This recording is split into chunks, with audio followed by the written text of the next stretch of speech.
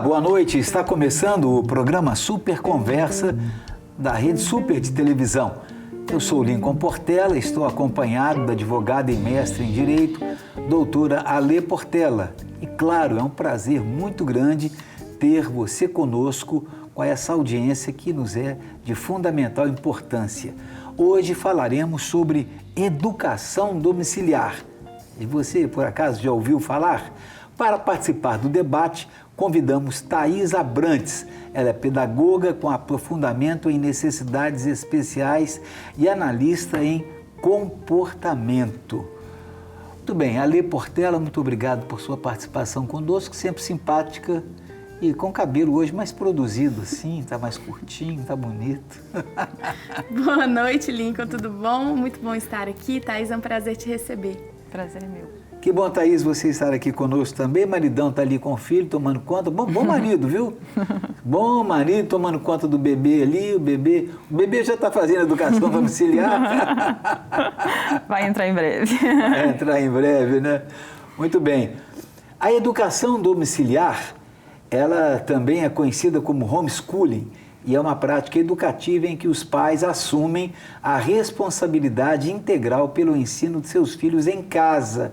Essa modalidade de ensino tem sido adotada em diversos países do mundo, inclusive na Rússia, e vem ganhando cada vez mais adeptos em Minas Gerais e no Brasil. Diga-se de passagem, o projeto já passou na Câmara dos Deputados e agora está sendo analisado pelo Senado. Então, Alê, como é que nós vamos tratar com homeschooling ou educação domiciliar hoje? Bom, hoje o homeschooling ou a educação domiciliar, o ensino domiciliar, tem boas perspectivas legislativas. Ela tanto tramitando agora no Senado para uma boa discussão, na Assembleia Legislativa da mesma forma, o projeto de lei do homeschooling na Assembleia é de autoria do deputado estadual Léo Portela, meu irmão. Sem nepotismo, hein? Sem nepotismo, mas a primeira ação do nosso mandato foi pedir o desarquivamento. Então, o projeto de lei continua a sua tramitação e já foi autorizado pela mesa, continua também para discussão agora, pronto para o segundo turno na Assembleia. E aí, Thaís, eu queria primeiro que você compartilhasse a sua experiência pessoal. Como que começou o homeschooling na sua vida? Bom, eu comecei a procurar uma escola para minha filha. Hoje ela tem 4 anos, vai fazer 5 esse ano. E sempre eu falava assim, não era isso que eu queria. Eu queria entrar numa escola e que aquilo fosse de alguma forma, eu falasse assim, esse é o lugar. E isso não acontecia e eu ficava muito incomodada. Comecei a procurar várias escolas até que eu fui descobrir o homeschooling pela internet, pelo Instagram. E aí eu fui conhecendo famílias que praticavam homeschooling já há muito tempo e fui descobrindo as associações. Embora não tenha me afiliado a nenhuma das duas, mas fui pesquisando sobre, fui lendo, fui conversando com pessoas que faziam homeschooling, até que eu optei por essa modalidade de educação, que é de fato o que eu queria encontrar numa escola, né? Que é uma educação clássica, voltada para os valores, e aí eu assumi integralmente essa educação da minha filha. E agora, como é que você faz? Nós temos uma grade curricular que o MEC deixa estabelecido para todo o Brasil. Diga de passagem, uma grade curricular que eu democraticamente discordo, porque penso que ela é muito aquém daquilo que necessitaria ser.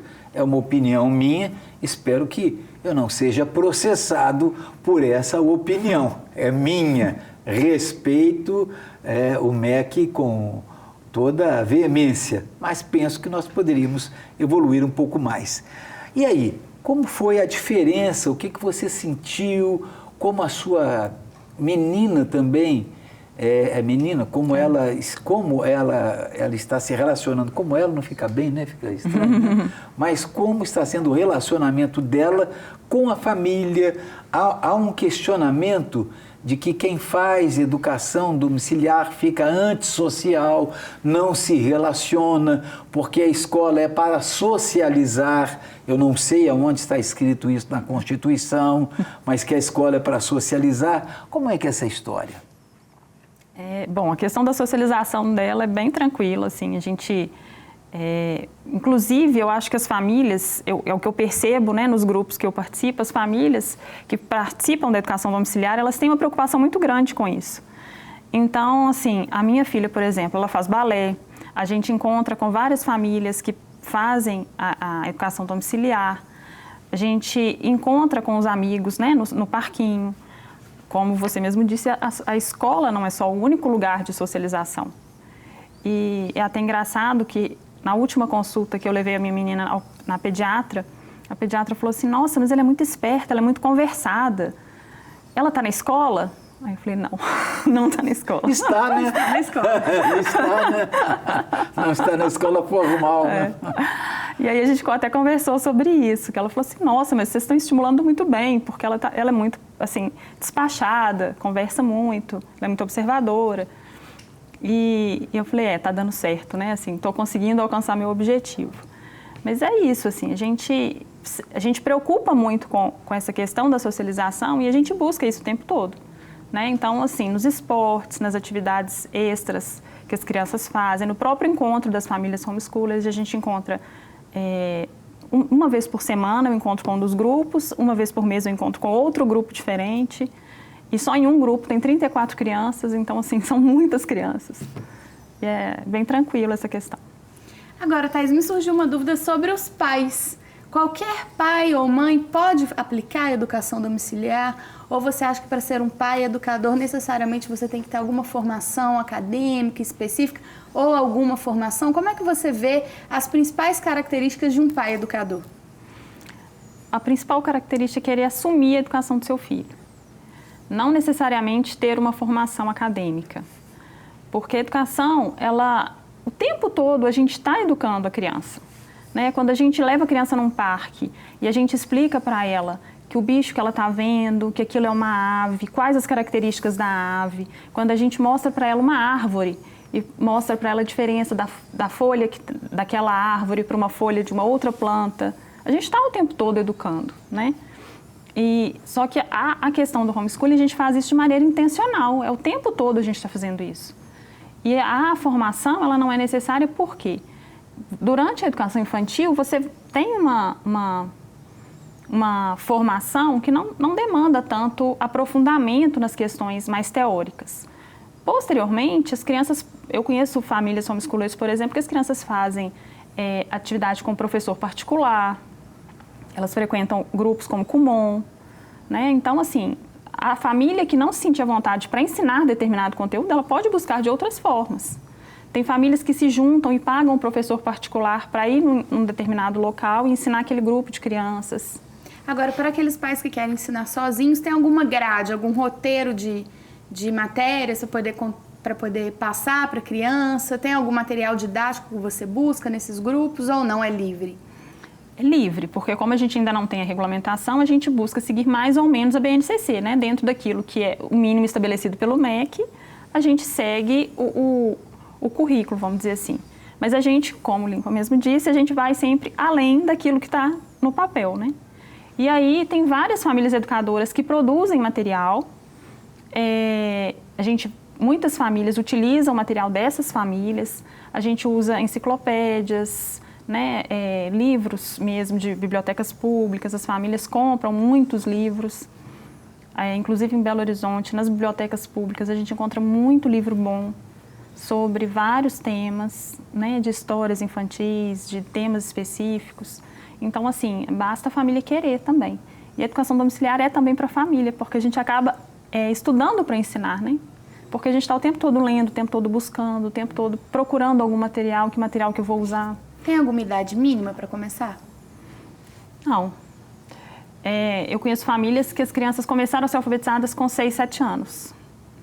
Com a minha menina de 4, eu já estou começando a estudar com ela a questão da consciência fonológica. Então, o sonzinho das letras ela já sabe. Provavelmente, com 5, 6 anos, ela já vai estar alfabetizada. Então, é muito livre. Segundo a Associação Nacional de Educação Domiciliar, a ANED, cerca de 15 mil estudantes entre 4 e 17 anos estudam em casa. São pelo menos 7.500 famílias que praticam o homeschooling. E ainda, nós estamos, eu falo nós, porque eu trabalho com a matéria, nós estamos em pelo menos 63 países do mundo. E isso é um negócio fundamental. Todos os estados americanos, os 50, se não me engano, praticam também o homeschooling ou a educação domiciliar. O preconceito é um negócio complicado, né? Muito, muito. Você sofre muito preconceito? As pessoas não conhecem, né? E aí acaba que a falta de conhecimento gera um preconceito. Que a gente cresceu numa sociedade escolarizada, mas as pessoas não entendem que a educação domiciliar, ela antecede a educação escolar, Claro. né?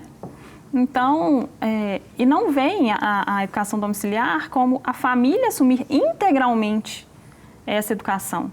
Que uma coisa que a gente vê na escola é que a família entrega as crianças para a escola e não quer assumir a responsabilidade.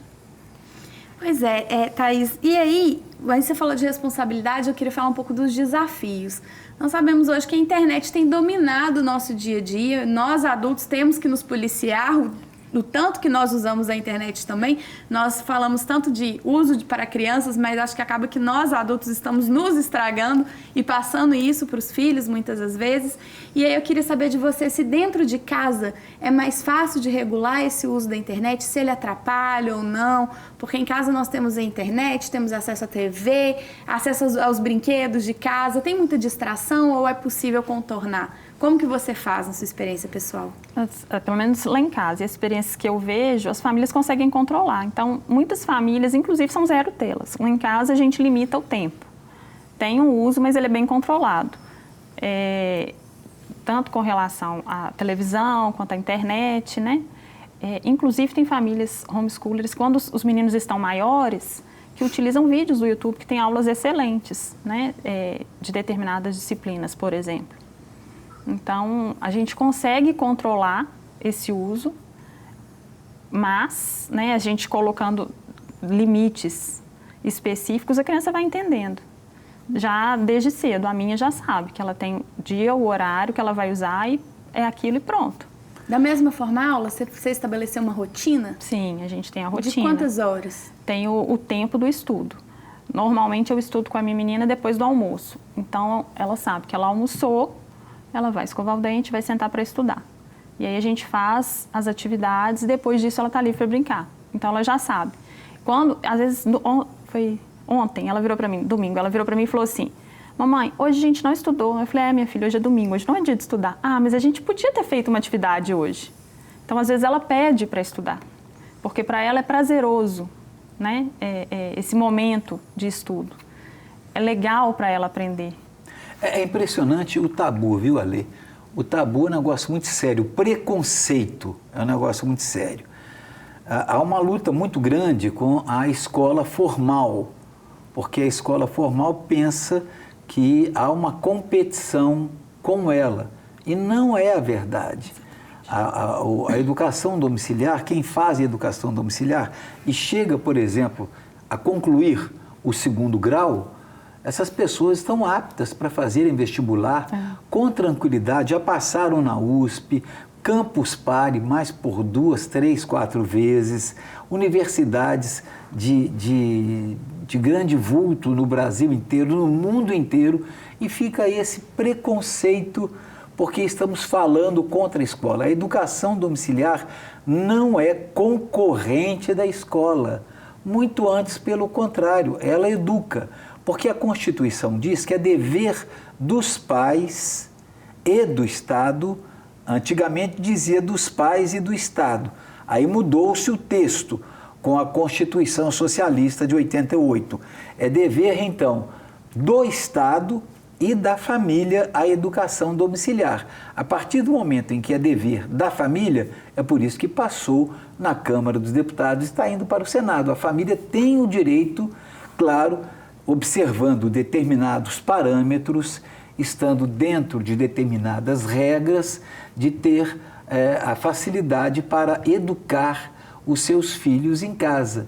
E isso você entende muito bem que não é nenhuma concorrência com a escola, não há nenhum problema nesse sentido. De forma alguma. Mesmo porque eu sou pedagoga, trabalhei muitos anos, né, nas escolas, trabalhei do berçário até a graduação e de forma alguma a gente tem esse problema com a escola, né? É só mesmo que os pais querem assumir de forma integral a educação dos filhos, sem nenhum problema com a escola. E aí, Thais, eu queria perguntar para você sobre as associações. Mesmo você não estando filiado em nenhuma delas, você recomenda que os pais que têm interesse em tirar dúvidas, em saber como iniciar, procure uma associação? Ou qual é o primeiro passo que um pai ou uma mãe educadora quer, né, tem vontade de aplicar o ensino domiciliar? O que tem que fazer? Qual que seria esse papel? Eu acho que sim, que as associações facilitam muito o trabalho, né?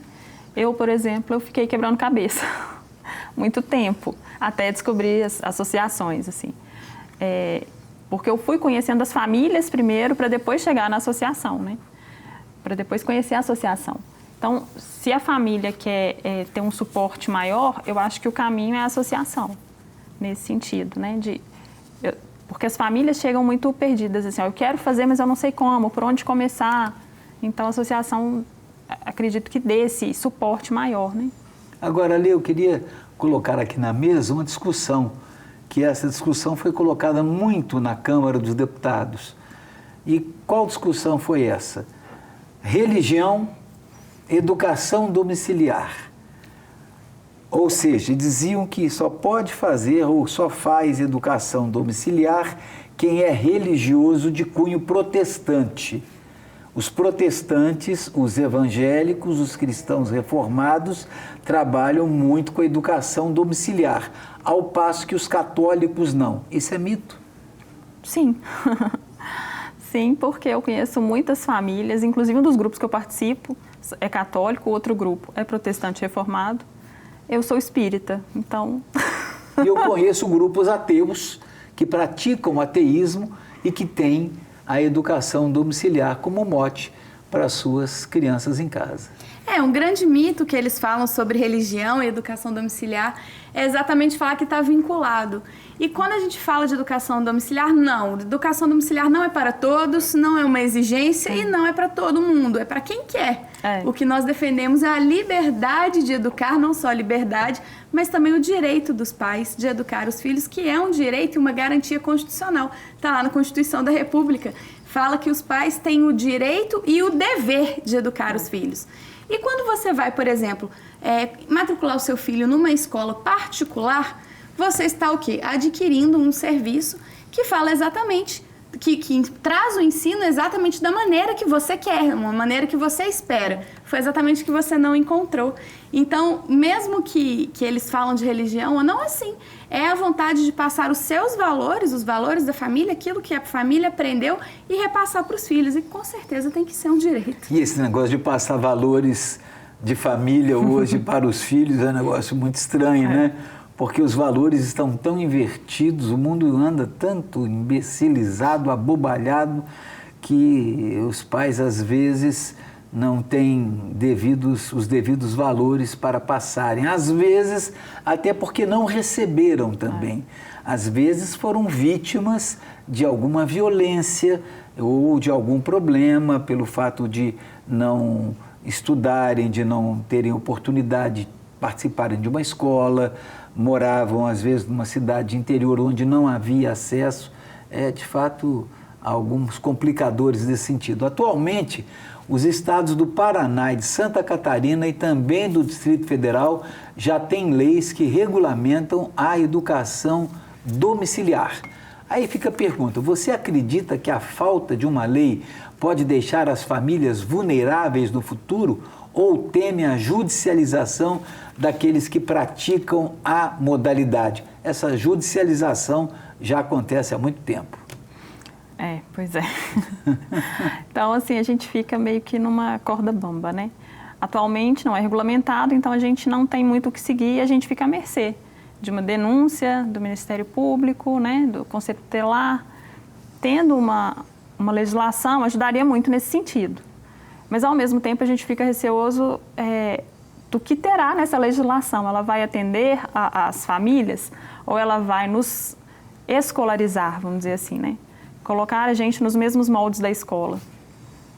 É interessante que o ministro Barroso, ele por 2 anos segurou todos os processos que estavam sendo colocados no Supremo Tribunal Federal para que os pais perdessem, inclusive, a guarda dos filhos. Ameaçavam tomar a guarda dos filhos. E ele esperou para que nós votássemos na Câmara. Nós perdemos no Supremo por 6-5, porque o Supremo poderia ter decidido, perdemos por 6-5, foi para a Câmara, onde ganhamos, e ali estamos esperando que esse ano possamos votar no Senado, né? Que vocês aqui na Assembleia também possam dar andamento ao projeto, né, Lincoln? Com certeza, Lincoln. Eu não posso dizer que eu tenho um dado objetivo, mas eu tenho um dado perceptivo, se assim posso dizer, sobre os alunos do ensino domiciliar. Eu não encontrei nas audiências públicas, no convívio, nas conversas que nós tivemos, nas construções de políticas públicas, nenhum aluno que estivesse aquém do ensino da grade normal da escola, das escolas convencionais.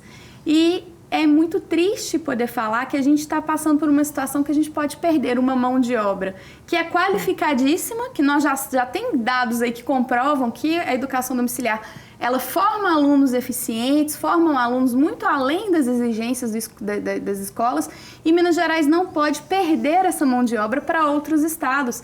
E eu tenho certeza que muitas famílias já falam em migrar, já falam em sair do estado de Minas Gerais, caso não aconteça essa regulamentação logo, porque são famílias que estão sendo pressionadas diariamente, são denunciadas também, passam por denúncias de uma maneira muito maldosa.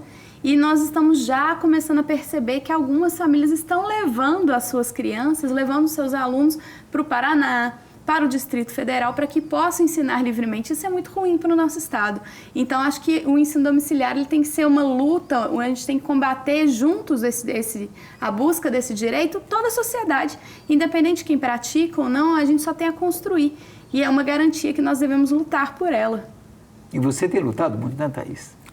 Na medida do possível, a gente tem tentado, né? É verdade. Alguém disse uma vez que a educação domiciliar, ela gera o princípio da naturalidade. A gente veio da natureza, né? Então, as crianças aprendem naturalmente, elas não são forçadas, elas não são levadas. Se você não estudar, vai ganhar 0.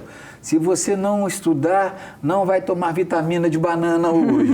Se você não estudar, não vai ficar de castigo de joelho no bago de milho. Isso antigamente era assim, né? Hoje já não é mais assim.